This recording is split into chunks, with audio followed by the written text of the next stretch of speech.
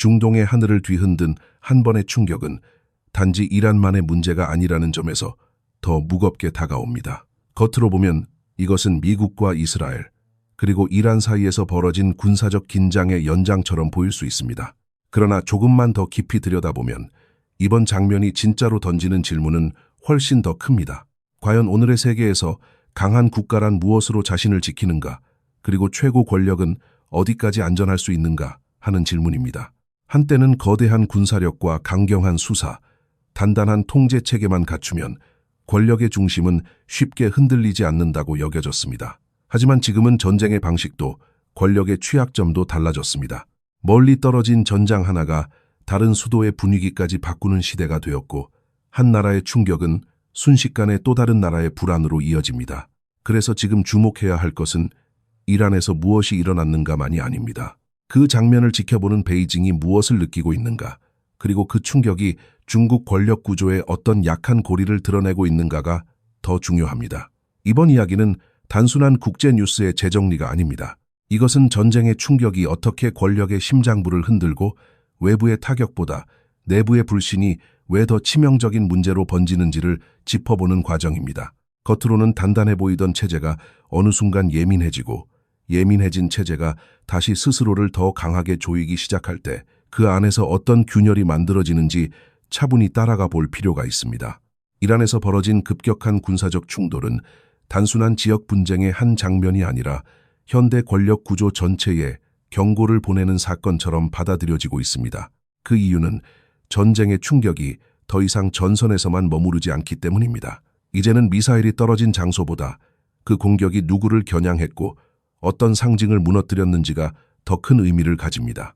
특히 최고 지도부와 핵심 지휘 체계가 직접적인 위협의 중심에 놓였다는 인식이 확산되면 그 여파는 군사시설 하나의 손실보다 훨씬 멀리 퍼져나갑니다.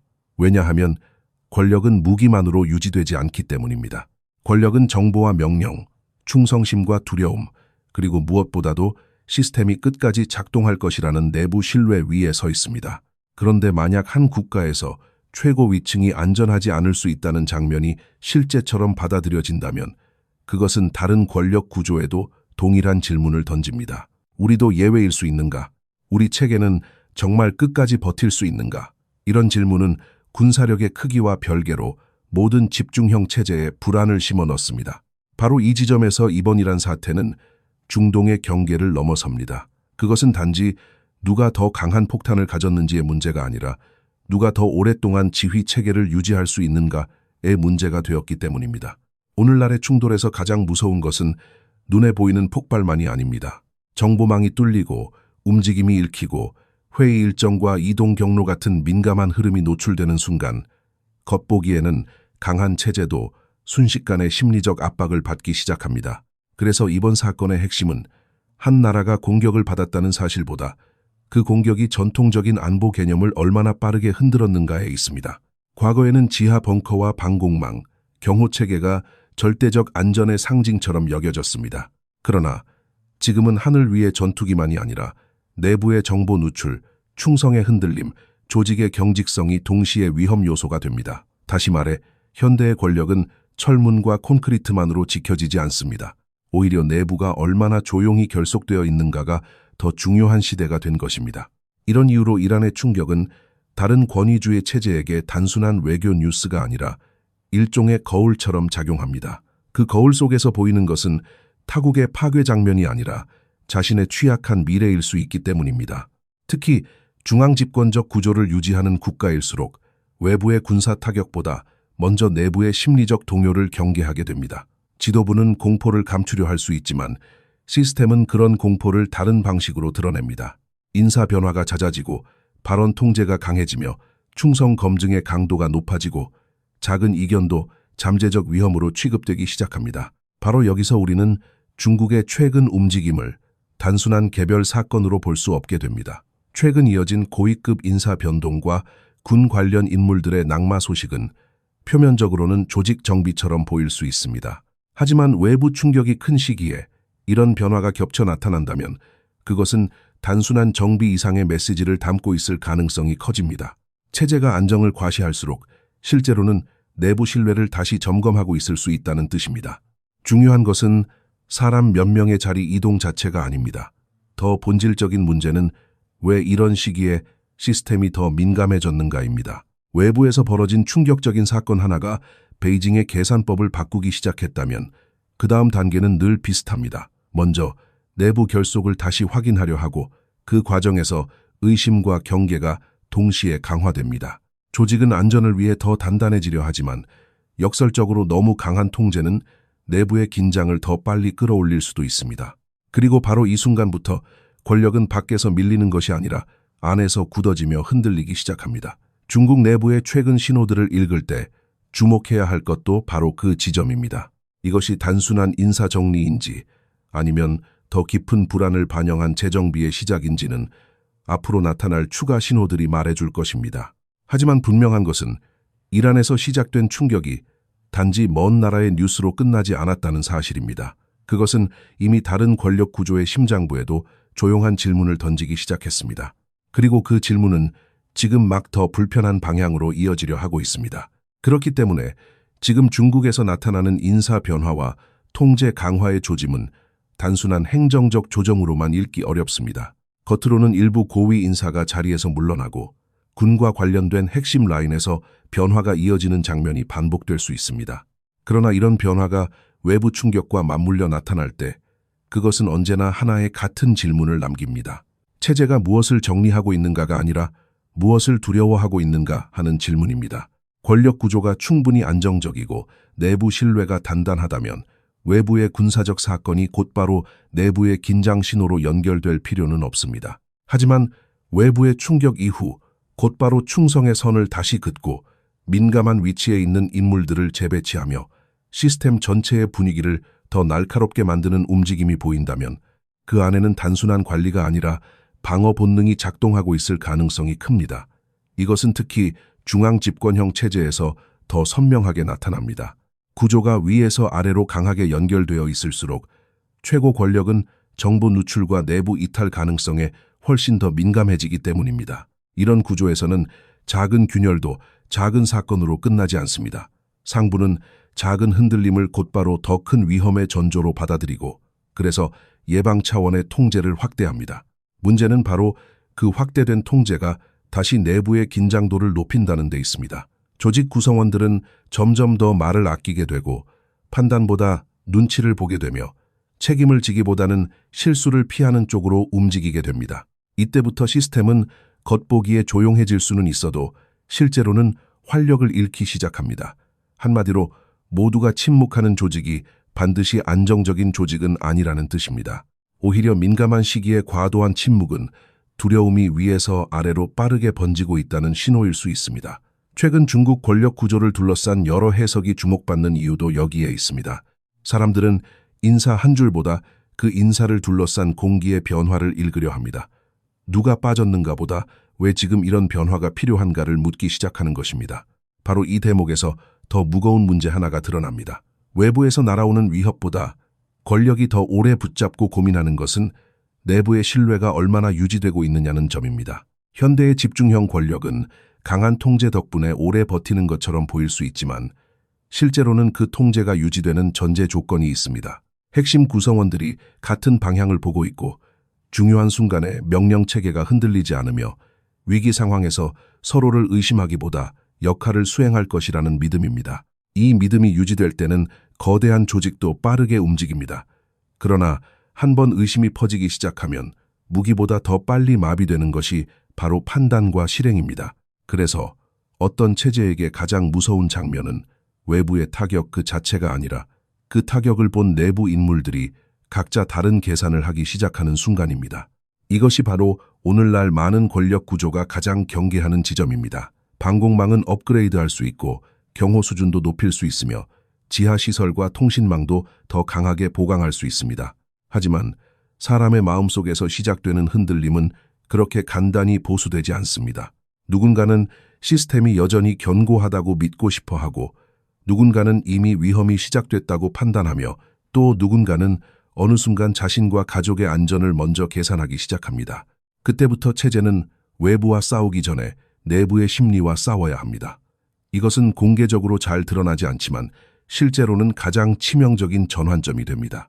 왜냐하면 권력은 총구 앞에서만 무너지는 것이 아니라 핵심 구성원들이 같은 미래를 상상하지 못하게 되는 순간부터 약해지기 때문입니다.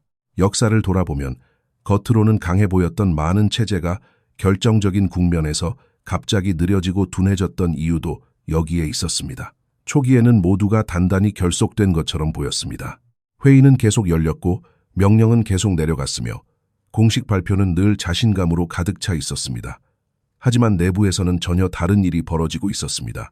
각 부문은 서로를 신뢰하지 못하고 누가 책임을 떠안을지 계산하며 누구의 줄에 서야 다음 날을 버틸 수 있을지 따지기 시작했습니다. 이때 시스템은 여전히 작동하는 것처럼 보이지만 사실상 결정의 질이 떨어지기 시작합니다. 보고는 늦어지고 판단은 보수적으로 변하며 누구도 먼저 리스크를 떠안으려 하지 않습니다. 외부에서 보면 거대한 국가기구가 그대로 서 있는 것처럼 보일 수 있습니다. 그러나 내부에서는 이미 보이지 않는 속도로 마찰이 커지고 있는 것입니다. 그리고 이런 마찰이 누적되면 겉으로는 사소해 보이는 하나의 사건이 전체 구조를 흔드는 도화선이 되기도 합니다. 특히 군과 안보 라인처럼 명령의 정확성과 신속성이 생명인 분야에서는 이런 불신이 더 위험합니다. 지휘체계는 단순히 위계가 있다고 돌아가는 것이 아닙니다. 최고 위층의 의도가 중간 단계를 거쳐 실무 단위까지 거의 왜곡 없이 전달되고 반대로 아래에서 올라오는 경고와 정보가 중간에서 잘리지 않고 핵심까지 도달해야 합니다. 그런데 내부가 예민해질수록 이 통로는 점점 좁아집니다.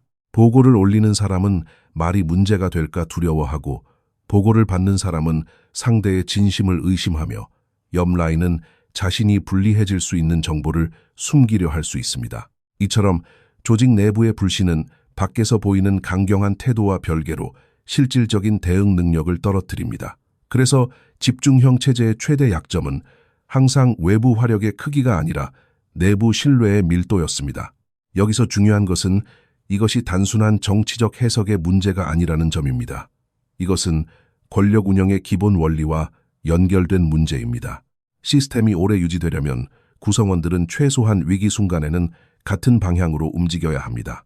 그런데 통제의 강도가 지나치게 높아지고 충성 검증이 잦아지며 이견 자체가 잠재적 위협으로 간주되기 시작하면 조직의 표면은 더 단단해질 수 있어도 내부 결속은 오히려 부서질 수 있습니다. 각자는 더 조심해지고 더 조심할수록 더 많은 침묵이 생기며 침묵이 늘어날수록 권력은 실제 상황을 더 정확히 파악하기 어려워집니다. 결국 지도부가 가장 듣고 싶어 하는 말만 남고 가장 들어야 하는 경고는 사라질 위험이 커집니다. 그 순간부터 체제는 밖에서 공격받기 전에 안에서 현실 감각을 잃기 시작합니다. 그래서 지금 주목해야 할 핵심은 누가 더 큰 소리를 내느냐가 아닙니다.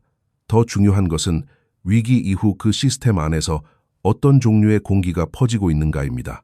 자신감의 공기인지 아니면 눈치와 경계, 그리고 의심의 공기인지가 미래를 가릅니다. 외부의 압박이 거세질수록 강한 체제는 종종 더 강해 보이는 언어를 선택합니다. 그러나 실제 안정성은 언어가 아니라 내부의 신뢰 수준이 결정합니다. 그리고 바로 그 점에서 오늘 우리가 보고 있는 이 장면은 단순한 국제 뉴스의 연속이 아닙니다.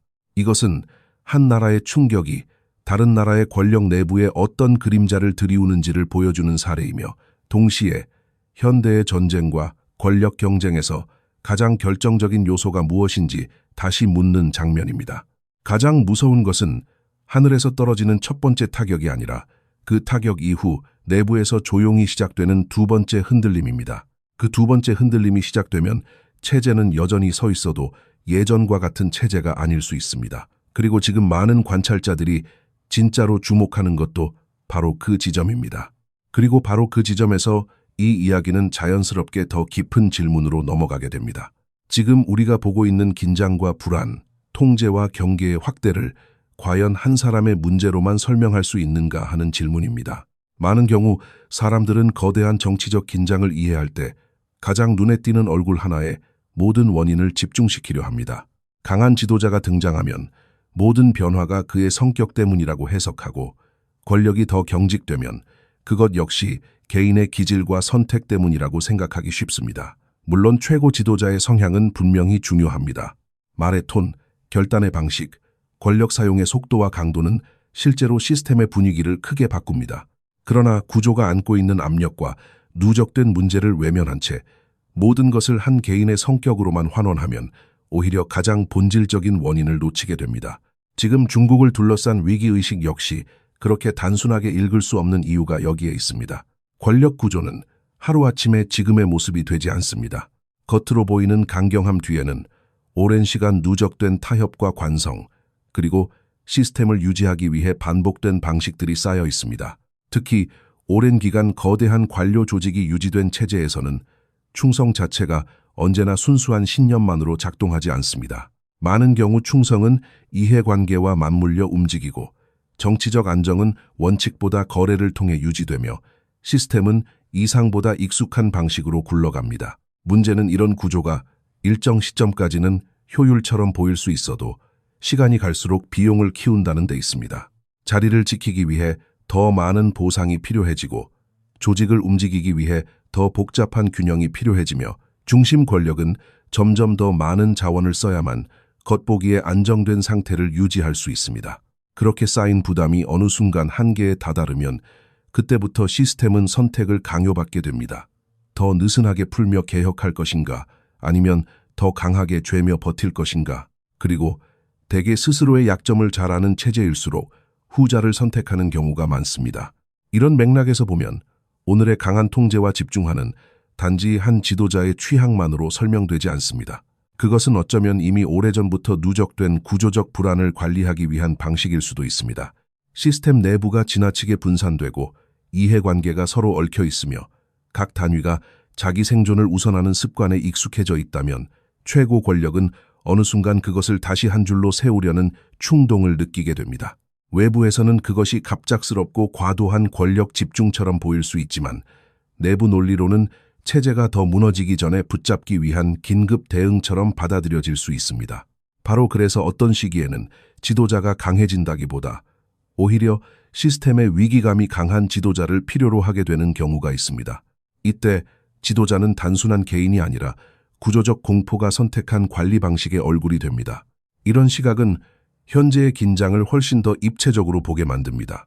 만약 한 사회가 오랜 기간 동안 충성을 원칙이 아니라 이익 배분으로 유지해왔다면 언젠가 그 비용은 감당하기 어려운 수준으로 커질 수밖에 없습니다. 각 부문은 스스로를 지키기 위해 더 많은 자원을 요구하고 중앙은 그 요구를 관리하기 위해 더 많은 통제 수단을 동원합니다. 그러나 통제가 커질수록 자율성과 유연성은 줄어들고 유연성이 줄어들수록 문제를 조용히 흡수하던 완충 장치는 사라집니다. 그렇게 되면 작은 충격도 더 크게 흔들리게 됩니다. 다시 말해 지금의 경직성은 단지 누군가가 강경해서 생긴 결과가 아니라 이미 유연성을 많이 잃어버린 구조가 스스로를 지키기 위해 택한 방법일 가능성이 큽니다. 그 방법은 단기적으로는 질서를 세우는 것처럼 보이지만 장기적으로는 내부 피로와 경계를 더 쌓을 수도 있습니다. 이 지점에서 한 가지 중요한 비유를 떠올릴 수 있습니다. 이미 수년 동안 무거운 짐을 싣고 균형을 잃어가던 큰 배가 있다고 가정해 보겠습니다. 바깥에서 보면 사람들은 선장의 표정과 조타 방식만을 보며 저 선장이 배를 이렇게 만들었다고 말할 수 있습니다. 그러나 실제로는 선장이 키를 잡기 전부터 배의 화물 배치가 잘못되어 있었고 선체 곳곳에는 오래된 균열이 생겨 있었으며 항로 또한 점점 더 좁아지는 수역으로 들어서고 있었을 수 있습니다. 그 상황에서 선장은 배를 급하게 틀거나 더 단단히 붙잡는 방식으로 대응합니다. 그래서 배가 더 크게 흔들리면 사람들은 선장의 거친 조작만을 보게 됩니다. 하지만 더 깊이 보면 진짜 문제는 이미 오래전부터 누적된 구조적 불균형이었을 수 있습니다. 지금 중국 권력 구조를 바라볼 때도 비슷한 시선이 필요합니다. 누가 더 강경한 언어를 쓰는가만 볼 것이 아니라 왜 시스템 전체가 그런 방식에 의존할 수밖에 없었는가를 함께 봐야 한다는 뜻입니다. 물론 그렇다고 해서 개인의 책임이 사라지는 것은 아닙니다. 구조가 압박한다고 해서 모든 선택이 자동으로 정당화되는 것은 아닙니다. 같은 구조 속에서도 어떤 지도자는 통제를 더 빠르게 확대하고 어떤 지도자는 조금 더 완충 장치를 남겨두며 어떤 지도자는 외부 긴장을 내부 결속의 도구로 적극 활용할 수 있습니다. 결국 사람은 구조 안에서 움직이지만 동시에 구조의 속도를 더 빠르게 만들 수도 있고 더 거칠게 만들 수도 있습니다. 그래서 현재의 긴장을 이해할 때 가장 정확한 관점은 둘 중 하나만 택하는 것이 아닙니다. 이것은 한 개인의 성향과 한 체제의 구조적 압력이 서로 겹쳐진 결과로 보는 편이 더 현실적입니다. 지도자는 시스템의 얼굴이고 시스템은 지도자의 행동 범위를 규정합니다. 둘은 분리되어 존재하지 않습니다. 바로 그렇기 때문에 오늘의 문제를 단순히 누가 물러나느냐의 차원으로만 해석하면 상황을 지나치게 낙관하게 될 수 있습니다. 한 사람이 사라지면 모든 긴장이 풀릴 것처럼 상상하는 것은 이해하기 쉬운 반응이지만 실제로는 훨씬 복잡합니다. 왜냐하면 지금의 경직성과 불안은 단지 한 사람의 스타일이 아니라 오랜 시간 누적된 체제 운영 방식과 그 비용의 결과일 수 있기 때문입니다. 만약 구조 자체가 이미 더 많은 통제 없이는 스스로를 지탱하기 어려운 상태에 가까워졌다면 다음에 등장하는 인물 역시 비슷한 압력 속에서 움직일 가능성이 큽니다. 얼굴은 바뀌어도 운영 논리가 쉽게 바뀌지 않는 이유가 바로 여기에 있습니다. 그래서 겉으로 보이는 강한 인물의 부상이나 퇴장이 중요하지 않다는 뜻은 아니지만 그것만으로 모든 것을 설명하려는 접근은 늘 절반만 맞습니다. 결국 지금의 중국을 둘러싼 불안은 한 지도자의 강한 통치 의지와 체제 전체의 누적된 생존 본능이 만나는 자리에서 만들어지고 있다고 보는 편이 더 설득력 있습니다. 그것은 단순히 누군가가 권력을 좋아해서만 생긴 현상이 아니라 이미 많은 완충 장치가 사라진 시스템이 스스로를 유지하려는 방식이기도 합니다. 그래서 현재의 장면을 해석할 때는 눈앞의 인물만 보는 것이 아니라 그 인물을 밀어올린 구조와 그 구조가 더 이상 어떤 여유를 잃어가고 있는지를 함께 읽어야 합니다. 그래야만 왜 외부 충격 하나가 내부의 통제 강화를 부르고 왜 통제 강화가 다시 불신을 키우며 왜 이 모든 흐름이 단순한 개인의 문제가 아니라 더 깊은 체제의 이야기로 이어지는지 비로소 선명하게 보이기 시작합니다. 그리고 이 지점까지 오면 사람들의 관심은 자연스럽게 다음 질문으로 이동하게 됩니다. 만약 문제가 구조 깊숙이 누적되어 있다면 과연 다음 사람에게 권력이 넘어간다고 해서 이 긴장은 쉽게 해소될 수 있을 것인가 하는 질문 말입니다. 바로 그 때문에 권력 승계라는 문제는 겉으로 보이는 것보다 훨씬 더 무겁고 복잡한 의미를 갖게 됩니다. 많은 사람들은 위기 국면에서 자연스럽게 다음 인물을 떠올립니다. 지금의 지도자가 물러나면 누가 들어설 것인지, 새로운 얼굴이 등장하면 분위기가 얼마나 달라질 것인지, 더 유연한 사람이 오면 시스템이 조금은 부드러워질 수 있는지 묻게 됩니다. 이런 질문 자체는 매우 자연스럽습니다. 그러나 현재와 같은 구조적 압박이 깊어진 상황에서는 승계가 곧바로 해법이 되지 않을 가능성도 함께 봐야 합니다. 왜냐하면 후임자가 이어받는 것은 단지 권력의 자리만이 아니기 때문입니다. 그는 동시에 누적된 불신과 피로, 복잡하게 얽힌 이해관계, 커져버린 통제 비용, 그리고 외부의 압박까지 함께 떠안게 됩니다. 다시 말해 권력은 넘어갈 수 있어도 부담 또한 그대로 넘어갑니다. 이 점에서 오늘의 승계 문제는 과거의 단순한 인사교체와는 성격이 다릅니다. 성장의 여지가 크고 외부 환경이 우호적이며 내부에 아직 조정 가능한 완충 장치가 많이 남아있을 때의 승계는 새로운 출발처럼 보일 수 있습니다. 하지만 지금처럼 경제적 부담과 외교적 긴장, 내부 통제의 피로가 동시에 겹치는 시기에는 후임자가 오히려 더 좁은 공간에서 출발하게 됩니다. 겉으로는 최고 권력을 손에 넣는 것처럼 보이지만 실제로는 이미 무거운 빚이 쌓인 구조를 인수하는 것에 가깝습니다. 그래서 권력 승계를 일종의 영광이 아니라 부담의 이전으로 보는 시선도 나옵니다. 시스템이 건강할 때는 자리가 기회가 되지만 구조가 지쳐 있을 때는 자리가 책임과 위험의 응축물이 되기 때문입니다. 바로 이런 이유로 오늘의 중국에서 잠재적 후임자 문제는 생각보다 더 냉정하게 볼 필요가 있습니다. 만약 누군가가 새로 등장한다 해도 그 앞에는 두 갈래의 어려운 길이 놓일 가능성이 큽니다. 첫 번째는 기존의 강한 통제와 경직된 운영 방식을 크게 바꾸지 않고 계속 유지하는 길입니다. 이 경우 단기적으로는 안정의 연속성을 확보할 수 있을지 모릅니다. 조직은 익숙한 방식으로 움직이고 급격한 혼란은 피할 수 있으며 외부에도 체제가 흔들리지 않는다는 인상을 줄 수 있습니다. 하지만 동시에 내부 피로와 구조적 부담은 계속 누적될 가능성이 큽니다. 이미 압박을 받아온 시스템이라면 같은 방식의 반복은 시간을 벌 수는 있어도 문제를 근본적으로 줄이기는 어렵습니다. 두 번째는 방향을 조정하고 긴장을 완화하려는 길입니다. 그러나 이 역시 간단하지 않습니다. 너무 빠른 조정은 오랫동안 눌려있던 이해관계와 불만, 잠재된 요구를 한꺼번에 표면 위로 끌어올릴 수 있기 때문입니다. 그래서 후임자는 바꾸지 않아도 부담스럽고 바꾸려 해도 위험한 딜레마에 들어가게 됩니다.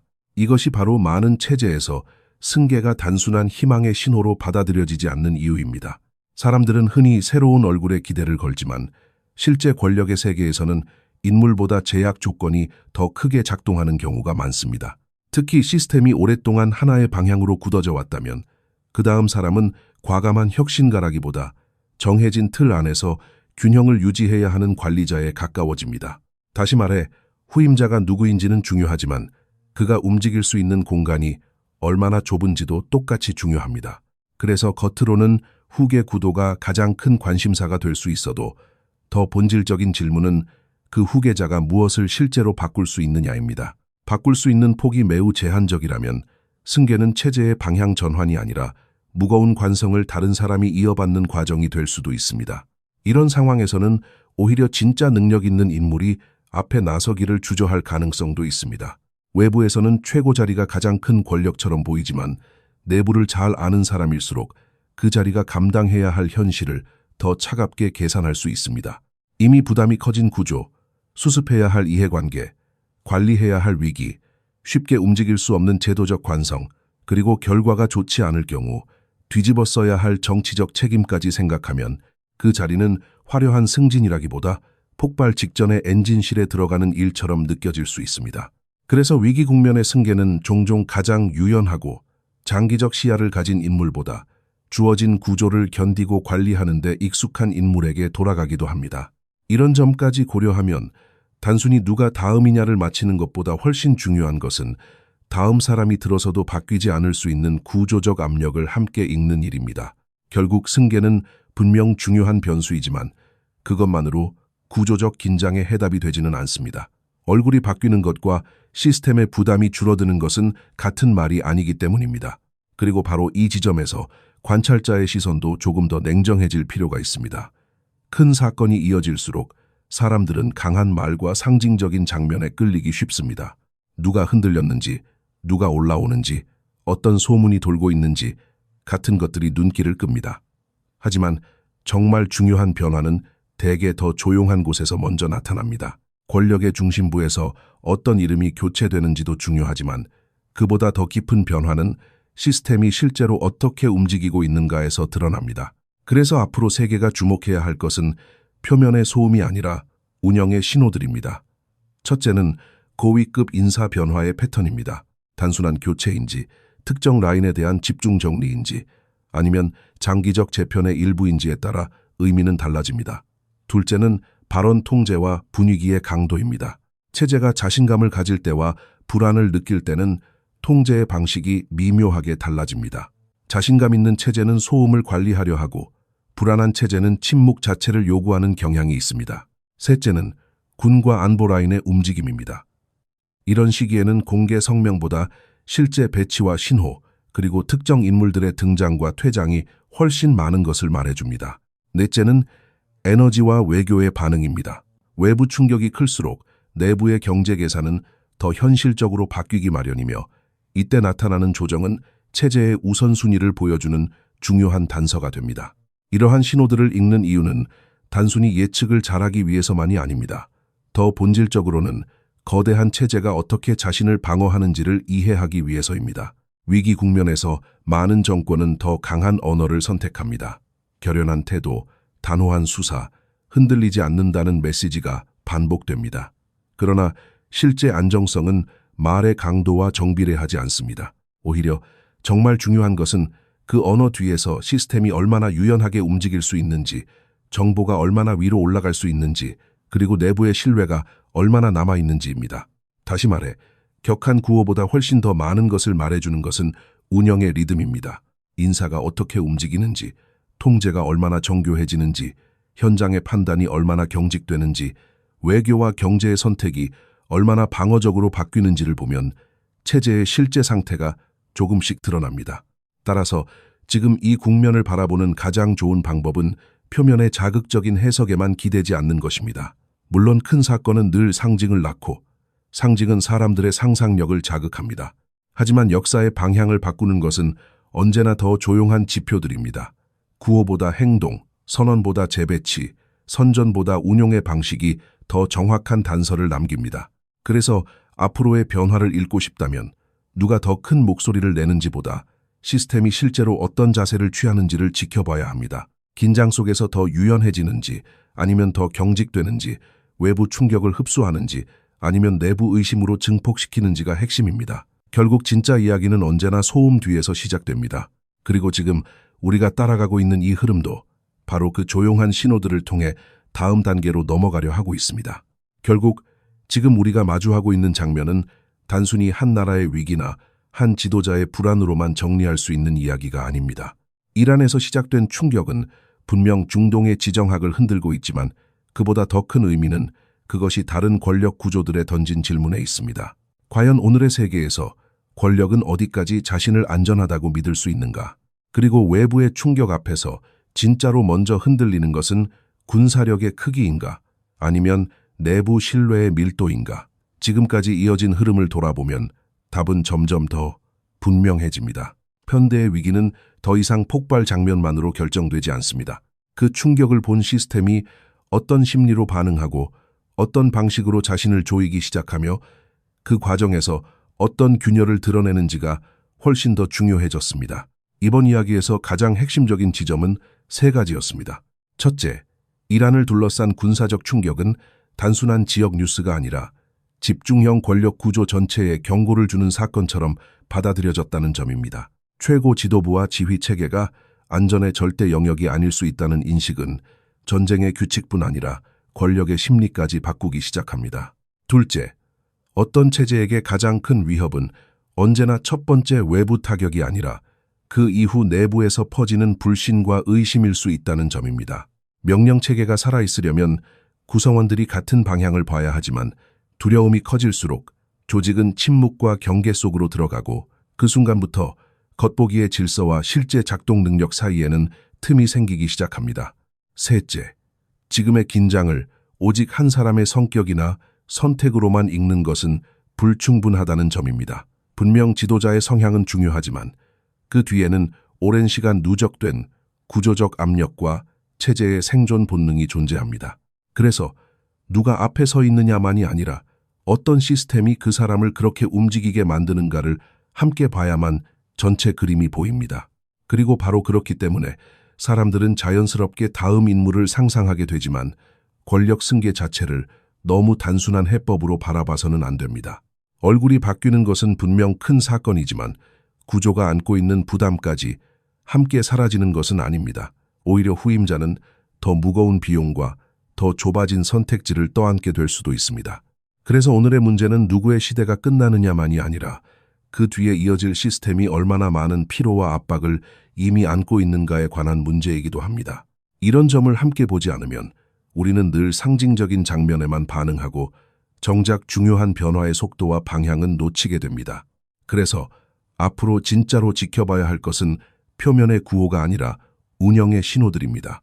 인사가 어떻게 움직이는지, 발언 통제가 어떤 강도로 높아지는지, 군과 안보 라인의 분위기가 어떻게 달라지는지, 에너지와 외교의 선택이 얼마나 방어적으로 바뀌는지가 훨씬 더 많은 것을 말해줍니다. 큰 목소리는 언제나 사람들의 시선을 끌지만 역사는 대개 더 조용한 지점에서 먼저 방향을 봅니다. 겉으로는 아무 일도 없는 듯 보이는데 내부에서는 판단의 리듬이 바뀌고 신뢰의 온도가 달라지고 시스템의 호흡이 점점 더 짧아지는 순간들이 있습니다.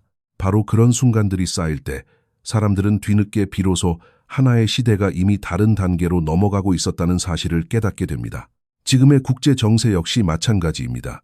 표면적으로는 각국이 강한 언어를 선택하고 서로를 향해 단호한 메시지를 내보내고 있습니다. 하지만 진짜 중요한 것은 누가 더 큰 소리로 말하느냐가 아니라 누가 더 오랫동안 구조를 유지할 수 있느냐입니다. 외부 충격을 흡수해 내부 질서로 전환할 수 있는 체제는 오래 버티고 외부 충격을 내부 의심으로 증폭시키는 체제는 점점 더 예민해집니다. 그래서 우리는 단지 사건을 소비하는 시선으로 이 장면을 바라볼 것이 아니라 그 사건이 각 체제의 가장 약한 지점을 어떻게 드러내는지까지 함께 읽어야 합니다. 그래야만 지금 벌어지는 일들이 단순한 뉴스의 연속이 아니라 더 큰 역사적 변곡점의 일부일 수 있다는 점이 보이기 시작합니다. 역사는 언제나 가장 시끄러운 순간에만 움직이지 않습니다. 오히려 겉으로는 반복처럼 보이는 사건들 사이에서 작은 균열들이 서로 연결되는 순간에 더 크게 방향을 바꿉니다. 이란의 충격, 중국 내부를 둘러싼 긴장, 권력 승계에 대한 불확실성, 그리고 구조적 피로의 누적은 서로 분리된 이야기가 아닐 수 있습니다. 그것들은 하나의 더 큰 흐름 안에서 각기 다른 방식으로 같은 질문을 던지고 있을지도 모릅니다. 얼마나 오래 버틸 수 있는가? 무엇으로 버티고 있는가? 그리고 그 버팀의 대가가 얼마나 커지고 있는가? 이 질문들은 앞으로의 국제 질서를 읽는데도 중국의 다음 국면을 관찰하는데도 매우 중요한 기준이 될 것입니다. 이제 중요한 것은 섣부른 확신보다 차분한 관찰입니다. 눈앞의 자극적인 장면에만 반응하기보다 그 뒤에서 조용히 움직이는 신호들을 계속 따라가야 합니다. 만약 당신도 이 변화의 흐름이 단순한 사건의 연속이 아니라 더 깊은 구조의 흔들림이라고 느낀다면 앞으로 어떤 신호가 가장 먼저 결정적인 변화를 보여줄지 함께 생각해 볼 필요가 있습니다. 당신은 앞으로 중국 권력 구조를 읽을 때 어떤 지점을 가장 먼저 주목하시겠습니까? 인사 변화입니까? 군의 움직임입니까? 아니면 외교와 에너지 전략의 변화입니까? 겉으로 보이는 뉴스 한 줄보다 그 뒤에 숨어있는 구조의 움직임을 함께 읽어낼 때 우리는 비로소 지금의 시대가 어디로 가고 있는지 조금 더 선명하게 볼 수 있을 것입니다.